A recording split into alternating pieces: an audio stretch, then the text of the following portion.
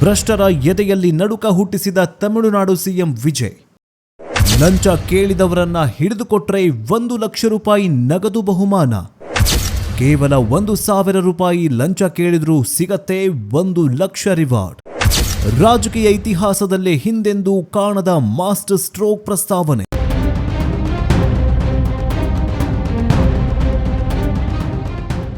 ಒಂದು ಸಣ್ಣ ಕೆಲಸ, ನಿಮ್ಮದೇ ಜಮೀನಿನ ಒಂದು ಪಹಣಿ ಬೇಕು ಅಥವಾ ನಿಮ್ಮ ಮಗುವಿನ ಒಂದು ಜಾತಿ ಪ್ರಮಾಣ ಪತ್ರ ಬೇಕು. ಸರ್ಕಾರಿ ಕಚೇರಿಗೆ ಹೋದ್ರೆ ಸಾಕು, ಅಲ್ಲಿನ ಕೆಲವು ಅಧಿಕಾರಿಗಳ ಕಣ್ಣು ನಿಮ್ಮ ಜೇಬಿನ ಮೇಲೆ ಬೀಳತ್ತೆ. ಟೇಬಲ್ ಕೆಳಗಿಂದ ನೋಟುಗಳ ಕಂತೆ ಹೋದ್ರೆ ಮಾತ್ರ ಅಲ್ಲಿ ಫೈಲ್ಗಳಿಗೆ ರೆಕ್ಕೆ ಬರುತ್ತೆ. ಇದು ನಮ್ಮ ದೇಶದ ಪ್ರತಿಯೊಬ್ಬ ಸಾಮಾನ್ಯ ಮನುಷ್ಯನಿಗೂ ಪ್ರತಿದಿನ ಎದುರಾಗ್ತಾ ಇರುವ ಅತಿ ದೊಡ್ಡ ಶಾಪ, ಭ್ರಷ್ಟಾಚಾರ ಅಥವಾ ಲಂಚಗುಳಿತನ. ಆದರೆ ನೆರೆಯ ರಾಜ್ಯ ತಮಿಳುನಾಡಲ್ಲಿ ಈಗ ಒಂದು ಬಿರುಗಾಳಿ ಎದ್ದಿದೆ. ರಿಯಲ್ ಲೈಫಲ್ಲಿ ಹೀರೋ ಆಗಿ ಎಂಟ್ರಿ ಕೊಟ್ಟಿರುವ ತಮಿಳುನಾಡಿನ ನೂತನ ಮುಖ್ಯಮಂತ್ರಿ ದಳಪತಿ ವಿಜಯ್ ಭ್ರಷ್ಟರ ಎದೆಯಲ್ಲಿ ನಡುಕ ಹುಟ್ಟಿಸುವಂತಹ ಒಂದು ಮಾಸ್ಟರ್ ಸ್ಟ್ರೋಕ್ ನಿರ್ಧಾರವನ್ನು ತೆಗೆದುಕೊಳ್ಳುವುದಕ್ಕೆ ಮುಂದಾಗಿದ್ದಾರೆ. ಲಂಚಬಾಕ ಅಧಿಕಾರಿಗಳಿಗೆ ಸಿಎಂ ವಿಜಯ್ ಕೊಟ್ಟಿರುವ ಶಾಕ್ ಎಂತದು ಗೊತ್ತಾ? ಕೇವಲ 1,000 ರೂಪಾಯಿ ಅಲ್ಲ, 500 ರೂಪಾಯಿ ಲಂಚ ಕೇಳಿದ್ರೂ ಸರಿ, ಅಂಥವರನ್ನ ಹಿಡಿದುಕೊಟ್ಟ ಸಾಮಾನ್ಯ ಜನರಿಗೆ ಬರೋಬ್ಬರಿ 1 ಲಕ್ಷ ರೂಪಾಯಿ ಬಹುಮಾನ ಕೊಡುವ ಭರ್ಜರಿ ಪ್ರಸ್ತಾವನೆಯನ್ನ ಸಿದ್ಧಪಡಿಸಿದ್ದಾರೆ. ಹೌದು, ನೀವು ಕೇಳ್ತಾ ಇರೋದು ಅಕ್ಷರಶಃ ಸತ್ಯ. ಇದೇ ಅನ್ನೋದು ಮಾಸ್ಟರ್ ಸ್ಟ್ರೋಕ್. ಇದ್ಯಾವ ಮೋದಿ ಎಲ್ಲ ಕೊಡ್ತಾರಲ್ಲ ಮಾಸ್ಟರ್ ಸ್ಟ್ರೋಕ್, ಈ ಮೀಡಿಯಾದವರಿಗೂ ಬುದ್ಧಿ ಇಲ್ಲ. ಅವರು ಎಲ್ಲದಕ್ಕೂ ಮಾಸ್ಟರ್ ಸ್ಟ್ರೋಕ್, ಮಾಸ್ಟರ್ ಪಿನ್ ಹಿಂಗೆ ಹೇಳ್ತಾರೆ. ಇದೇ ಹೇಳೋದು, ಇದೇ ನಿಜವಾದ ಮಾಸ್ಟರ್ ಸ್ಟ್ರೋಕ್. ನಮಸ್ಕಾರ ವೀಕ್ಷಕರೇ, ಇದು ನಿಮ್ಮ ನೆಚ್ಚಿನ ವ್ಯೂ ಪಾಯಿಂಟ್ ಕನ್ನಡ. ಇಂದು ನಾವು ತಮಿಳುನಾಡು ಸಿಎಂ ವಿಜಯ್ ಅವರ ಈ ಐತಿಹಾಸಿಕ ನಿರ್ಧಾರದ ಹಿಂದಿನ ಅಸಲಿ ಕಥೆಗೇನು, ಇದು ಹೇಗೆ ಕೆಲಸ ಮಾಡುತ್ತೆ ಮತ್ತು ಇದು ನಮ್ಮ ಕರ್ನಾಟಕಕ್ಕೂ ಯಾಕೆ ಬೇಕು ಅನ್ನೋದನ್ನ ಸಂಪೂರ್ಣವಾಗಿ ಡಿಕೋಡ್ ಮಾಡಲಿದ್ದೇವೆ. ವಿಡಿಯೋವನ್ನು ಕೊನೆವರೆಗೂ ನೋಡಿ, ಯಾಕಂತಂದ್ರೆ ಕೊನೆಯಲ್ಲಿ ನಿಮಗೊಂದು ಮಹತ್ವದ ಪ್ರಶ್ನೆ ಕಾದಿದೆ. ವೀಕ್ಷಕರೇ, ತಮಿಳುನಾಡು ಇಷ್ಟು ವರ್ಷಗಳ ಕಾಲ ಕೇವಲ 2 ಪ್ರಬಲ ರಾಜಕೀಯ ಪಕ್ಷದ ಹಿಡಿತದಲ್ಲಿತ್ತು. ಅಲ್ಲಿಯೂ ಕೂಡ ಸರ್ಕಾರಿ ಕಚೇರಿಗಳಲ್ಲಿ ಭ್ರಷ್ಟಾಚಾರ ಅನ್ನೋದು ಕ್ಯಾನ್ಸರ್ನಂತೆ ಹರಡಿತ್ತು ಅನ್ನೋದು ಗುಟ್ಟಾದ ವಿಚಾರವೇನಿಲ್ಲ.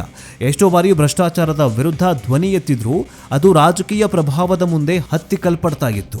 ಇಂಥ ಸಮಯದಲ್ಲಿ ಸಿನಿಮಾದಿಂದ ರಾಜಕೀಯಕ್ಕೆ ಧುಮುಕಿ ಜನರ ವಿಶ್ವಾಸ ಗೆದ್ದು ಈಗ ಮುಖ್ಯಮಂತ್ರಿ ಗಾದಿಗೆ ಏರಿರುವ ನಾಯಕ ವಿಜಯ್ ಅವರ ಮುಂದೆ ಇದ್ದದ್ದು ಕೇವಲ ಉತ್ತಮ ಆಡಳಿತ ಕೊಡುವ ಸವಾಲುಗಳು ಮಾತ್ರವಲ್ಲ, ವ್ಯವಸ್ಥೆಯನ್ನೇ ಬುಡಮೇಲು ಮಾಡುವಂತಹ ಸವಾಲುಗಳು. ಜನರಿಗೆ ಕೊಟ್ಟ ಮಾತಿಗಿಂತ ಒಂದು ಹೆಜ್ಜೆ ಮುಂದೆ ಹೋಗಿರುವ ವಿಜಯ್ ತಮ್ಮ ಆಡಳಿತದ ಅತಿ ದೊಡ್ಡ ಅಸ್ತ್ರವನ್ನ ಈಗ ಪ್ರಯೋಗ ಮಾಡ್ತಿದ್ದಾರೆ. ಅದುವೇ ಲಂಚಮುಕ್ತ ತಮಿಳುನಾಡು ಅಭಿಯಾನ. ಸಿಎಂ ವಿಜಯ್ ಅವರ ಹೊಸ ಪ್ರಸ್ತಾವನೆಯ ಪ್ರಕಾರ ಯಾವುದೇ ಸರ್ಕಾರಿ ಕಚೇರಿಯಲ್ಲಿ ಯಾವುದೇ ಮಟ್ಟದ ಅಧಿಕಾರಿಯಾಗಿರಲಿ, ಸಾರ್ವಜನಿಕರಿಂದ ಲಂಚ ಕೇಳಿದ್ರೆ ಆ ಅಧಿಕಾರಿಯ ವಿರುದ್ಧ ದೂರು ನೀಡುವ ವ್ಯಕ್ತಿಗೆ ಸರ್ಕಾರವೇ 1 ಲಕ್ಷ ರೂಪಾಯಿ ಬಹುಮಾನ ನೀಡಲಿದೆ. ವಿಶೇಷ ಏನಂತಂದ್ರೆ ಲಂಚದ ಮೊತ್ತ ಕೇವಲ 1,000 ರೂಪಾಯಿ. 1,000 ರೂಪಾಯಿ ಅಲ್ಲ, 500 ರೂಪಾಯಿ ಇದ್ರೂ ಕೂಡ ಸರಿ, ನೀವು ಆ ಲಂಚ ಕೇಳಿದವರನ್ನ ಹಿಡಿದುಕೊಟ್ರೆ ನಿಮ್ಮ ಖಾತೆಗೆ 1 ಲಕ್ಷ ರೂಪಾಯಿ ಜಮಾ ಆಗತ್ತೆ. ಇದನ್ನೊಮ್ಮೆ ಊಹೆ ಮಾಡಿಕೊಳ್ಳಿ, ಇದು ಎಂಥ ಗೇಮ್ ಚೇಂಜರ್ ಆಗತ್ತೆ ಅಂತ.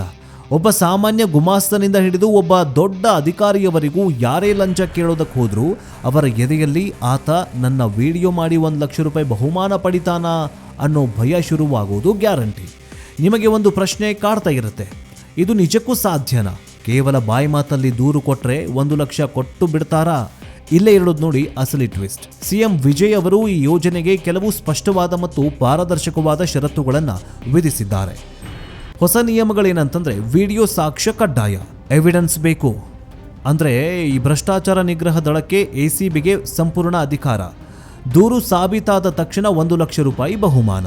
ನೀವು ದೂರು ನೀಡುವಾಗ ಅಧಿಕಾರಿ ಲಂಚ ಕೇಳಿರುವ ಬಗ್ಗೆ ಅಥವಾ ಹಣ ಪಡಿತಾ ಇರುವ ಬಗ್ಗೆ ಖಚಿತವಾದ ವಿಡಿಯೋ ಸಾಕ್ಷ್ಯ ಒದಗಿಸಬೇಕು. ಬರೀ ಗಾಳಿಯಲ್ಲಿ ಗುಂಡು ಹಾರಿಸುವಂತಿಲ್ಲ, ಸಾಕ್ಷಿ ಪಕ್ಕಾ ಆಗಿರಬೇಕು. ಜೊತೆಗೆ ಈ ಹಿಂದೆ ಎಷ್ಟೋ ಬಾರಿ ದೂರು ಕೊಟ್ಟರೂ ರಾಜಕೀಯ ನಾಯಕರ ಒತ್ತಡದಿಂದ ಕೇಸ್ ಮುಚ್ಚಿ ಹೋಗ್ತಾ ಇತ್ತು. ಆದರೆ ವಿಜಯ್ ಅವರ ಈ ರಾಜ್ಯದ ಭ್ರಷ್ಟಾಚಾರದ ನಿಗ್ರಹ ದಳಕ್ಕೆ ಯಾವುದೇ ಮಂತ್ರಿ, ಶಾಸಕ, ಉನ್ನತ ಅಧಿಕಾರಿಯ ಒತ್ತಡಕ್ಕೆ ಮಣಿಯದೆ ಸ್ವತಂತ್ರವಾಗಿ ಕಾರ್ಯನಿರ್ವಹಿಸುವ ಸಂಪೂರ್ಣ ಅಧಿಕಾರವನ್ನ ನೀಡೋದಕ್ಕೆ ನಿರ್ಧಾರ ಮಾಡಿದ್ದಾರೆ. ಯಾವಾಗ ನೀವು ಪಕ್ಕಾ ಸಾಕ್ಷ್ಯಗಳೊಂದಿಗೆ ದೂರು ನೀಡ್ತಿರೋ ತಕ್ಷಣವೇ ಆ ಅಧಿಕಾರಿಯ ಮೇಲೆ FIR ದಾಖಲಾಗುತ್ತೆ, ಅವರ ವಿಚಾರಣೆ ಶುರುವಾಗುತ್ತೆ. ಸಾಕ್ಷಿ ದೃಢಪಟ್ಟ ತಕ್ಷಣ ದೂರುದಾರನಿಗೆ ಸರ್ಕಾರದಿಂದ ಗೌರವಪೂರ್ವಕವಾಗಿ 1 ಲಕ್ಷ ರೂಪಾಯಿ ಬಹುಮಾನ ನೀಡಲಾಗುತ್ತೆ.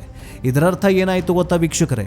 ಇಷ್ಟು ದಿನ ಭ್ರಷ್ಟಾಚಾರವನ್ನು ಕಂಡು ಹೆದರ್ತಾ ಇದ್ದ ಸಾರ್ವಜನಿಕರೇ ಇನ್ನು ಮುಂದೆ ಭ್ರಷ್ಟರನ್ನ ಬೇಟೆಯಾಡುವ ಹಂಟರ್ಗಳಾಗಲಿದ್ದಾರೆ. ಪ್ರತಿಯೊಬ್ಬ ನಾಗರಿಕನೂ ಒಬ್ಬ ಭ್ರಷ್ಟಾಚಾರ ನಿಗ್ರಹ ದಳದ ಏಜೆಂಟ್ನಂತೆ ಕೆಲಸ ಮಾಡ್ತಾನೆ. ಮೊಬೈಲ್ ಫೋನ್ ಅನ್ನೋದು ಭ್ರಷ್ಟರ ಪಾಲಿಗೆ ಸಿಡಿಮದ್ದಾಗಲಿದೆ. ರಾಜಕೀಯ ಪಂಡಿತರು ಮತ್ತು ವಿಶ್ಲೇಷಕರ ಪ್ರಕಾರ ತಮಿಳುನಾಡು ಸರ್ಕಾರದ ಈ ನಡೆಯು ಆಡಳಿತ ವ್ಯವಸ್ಥೆಯಲ್ಲಿ ಗೇಮ್ ಚೇಂಜರ್ ಆಗೋದ್ರಲ್ಲಿ ಯಾವುದೇ ಅನುಮಾನವಿಲ್ಲ. ಮೊದಲನೆಯದು ಭಯದ ವಾತಾವರಣ. ಇದುವರೆಗೆ ಸಾರ್ವಜನಿಕರ ಮೇಲೆ ಅಧಿಕಾರಿಗಳ ದರ್ಪವಿತ್ತು, ಈಗ ಅಧಿಕಾರಿಗಳಲ್ಲಿ ಸಾರ್ವಜನಿಕರ ಭಯ ಶುರುವಾಗಿದೆ. ಎರಡನೆಯದು ಶೀಘ್ರ ಸೇವೆ. ಲಂಚ ಪಡೆಯೋದಕ್ಕೆ ಸಾಧ್ಯವಿಲ್ಲ ಎಂದಾಗ ಅಧಿಕಾರಿಗಳು ಸುಮ್ಮನೆ ಫೈಲ್ಗಳನ್ನು ಪೆಂಡಿಂಗ್ ಇಟ್ಟುಕೊಳ್ಳೋದಿಲ್ಲ. ಮೂರನೆಯದು CM ವಿಜಯ್ ಇಮೇಜ್. ಈ ಯೋಜನೆಯನ್ನ ಕರಾರುವಕ್ಕಾಗಿ ಜಾರಿಗೆ ತಂದರೆ ಅವರು ತಮಿಳುನಾಡಿನ ಇತಿಹಾಸದಲ್ಲೇ ಅತ್ಯಂತ ದಕ್ಷ ಮಂತ್ರಿಗಳಲ್ಲಿ ಅಥವಾ ಮುಖ್ಯಮಂತ್ರಿಗಳಲ್ಲಿ ಒಬ್ಬರಾಗಿ ದಾಖಲಾಗ್ತಾರೆ. ಸಿನಿಮಾದಲ್ಲಿ ಭ್ರಷ್ಟರ ವಿರುದ್ಧ ಸಿಡಿದೆದ್ದಿದ್ದ ನಾಯಕ ಈಗ ರಿಯಲ್ ಲೈಫಲ್ಲೂ ಇದೇ ಗತ್ತು ತೋರಿಸ್ತಾ ಇದ್ದಾರೆ. ಈಗ ಅತಿ ಮುಖ್ಯವಾದ ವಿಚಾರಕ್ಕೆ ಬರೋಣ ವೀಕ್ಷಕರೇ. ತಮಿಳುನಾಡಲ್ಲಿ CM ವಿಜಯ್ ಅಂತಹ ಒಂದು ಕಠಿಣ ಹೆಜ್ಜೆ ಇಟ್ಟಿದ್ದಾರೆ. ಆದರೆ ನಮ್ಮ ಕರ್ನಾಟಕದ ಪರಿಸ್ಥಿತಿ ಏನು? ನಮ್ಮಲ್ಲಿ ಲೋಕಾಯುಕ್ತರಿದ್ದಾರೆ, ಭ್ರಷ್ಟಾಚಾರ ನಿಗ್ರಹ ದಳಗಳು ಕೂಡ ಸಾಕಷ್ಟು ದಾಳಿಯನ್ನು ಮಾಡ್ತವೆ. ಆದರೂ ತಹಶೀಲ್ದಾರ್ ಕಚೇರಿ, RTO, ಸಬ್ ರಿಜಿಸ್ಟ್ರಾರ್ ಕಚೇರಿ, BDA, BBMPಗಳಲ್ಲಿ ಸಾಮಾನ್ಯ ಜನರಿಗೆ ಲಂಚವಿಲ್ಲದೆ ಒಂದು ಕೆಲಸನೂ ಆಗ್ತಾ ಇದೆಯಾ? ನೆರೆಯ ರಾಜ್ಯದ ಈ ದಿಟ್ಟ ನಿರ್ಧಾರ ನಮ್ಮ ನಾಳುವ ನಾಯಕರಿಗೂ ಒಂದು ಪಾಠವಾಗಲೇಬೇಕಲ್ವಾ? ಲಂಚಬಾಕರನ್ನ ಹಿಡಿದುಕೊಟ್ಟರೆ ಬಹುಮಾನ ನೀಡುವ ಇಂತಹ ಅದ್ಭುತ ಯೋಜನೆಯನ್ನ ನಮ್ಮ ಕರ್ನಾಟಕ ಸರ್ಕಾರವೂ ಜಾರಿಗೆ ತರಬೇಕಾ? ತಂದರೆ ನಮ್ಮಲ್ಲಿ ಭ್ರಷ್ಟಾಚಾರಕ್ಕೆ ಬ್ರೇಕ್ ಬೀಳತ್ತಾ? ಇದರ ಬಗ್ಗೆ ನಿಮ್ಮ ಅನಿಸಿಕೆ ಏನು? ತಮಿಳುನಾಡು CM ವಿಜಯ್ ಅವರ ಈ ಮಾಸ್ಟರ್ ಸ್ಟ್ರೋಕ್ ನಿರ್ಧಾರದ ಬಗ್ಗೆ ನೀವು ಏನಂತೀರಾ? ನಮ್ಮ ಕರ್ನಾಟಕದಲ್ಲೂ ಇಂತಹ ನಿಯಮಗಳು ಜಾರಿಗೆ ಬರಬೇಕಾ? ದಯವಿಟ್ಟು ನಿಮ್ಮ ಅನಿಸಿಕೆ ಅಭಿಪ್ರಾಯಗಳನ್ನು ಕಮೆಂಟ್ ಬಾಕ್ಸ್ನಲ್ಲಿ ತಪ್ಪದೆ ತಿಳಿಸಿ. ಈ ಮಾಹಿತಿ ಇಷ್ಟವಾದರೆ ಈ ಕೂಡಲೇ ಈ ವಿಡಿಯೋವನ್ನು ನಿಮ್ಮ ಸಂಬಂಧಿಕರಿಗೂ ಜೊತೆಗೆ ಎಲ್ರಿಗೂ ಕೂಡ ಫೇಸ್ಬುಕ್, ವಾಟ್ಸಪ್ ಪೇಜ್ಗಳಲ್ಲಿ ಶೇರ್ ಮಾಡಿ. ಜೊತೆಗೆ ರಾಜಕೀಯ ಮತ್ತು ಸಾಮಾಜಿಕ ವಿಚಾರಗಳನ್ನು ಅತ್ಯಂತ ವಿಭಿನ್ನವಾಗಿ ನಿಮ್ಮ ಮುಂದಿಡುವ ನಮ್ಮ ವ್ಯೂ ಪಾಯಿಂಟ್ ಕನ್ನಡ ಚಾನಲ್ಗೆ ಸಬ್ಸ್ಕ್ರೈಬ್ ಮಾಡ್ಕೊಳ್ಳೋದನ್ನು ಮಾತ್ರ ಮರಿಬೇಡಿ. ಪಕ್ಕದಲ್ಲೇ ಇರೋ ಬೆಲ್ ಐಕಾನ್ ಒತ್ತಿ ನಾವು ಹಾಕೋ ವಿಡಿಯೋಗಳನ್ನು ಮೊದಲು ನೀವೇ ನೋಡಿ. ಮತ್ತೊಂದು ರೋಚಕ ಮತ್ತು ನೈಜ ವರದಿಯೊಂದಿಗೆ ನಿಮ್ಮ ಮುಂದೆ ಬರ್ತೇವೆ. ಅಲ್ಲಿವರೆಗೂ ನೋಡ್ತಾ ಇರಿ ವ್ಯೂ ಪಾಯಿಂಟ್ ಕನ್ನಡ. ನಮಸ್ಕಾರ.